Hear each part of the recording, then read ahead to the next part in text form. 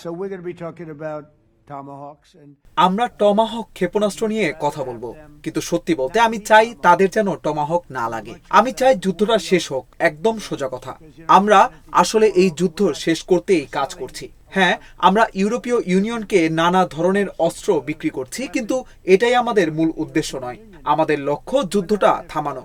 প্রতি সপ্তাহে হাজার হাজার মানুষ মারা যাচ্ছে, রাশিয়ান, ইউক্রেনিয়ান, বেশিরভাগই সৈন্য। এটা এখনই থামাতে হবে। গতকাল প্রেসিডেন্ট পুতিনের সঙ্গে খুব ভালো কথা হয়েছে আমার, খুব ফলপ্রসূ আলোচনা ছিল। দেখা যাক কি হয়। মধ্যপ্রাচ্যের যুদ্ধ ছিল আরো জটিল, কিন্তু আমরা সেটা শেষ করতে পেরেছিলাম। আমি মনে করি এবারও ভালো সুযোগ আছে। প্রেসিডেন্ট জেলেনস্কি চান যুদ্ধ শেষ হোক, প্রেসিডেন্ট পুতিনও চান একই জিনিস।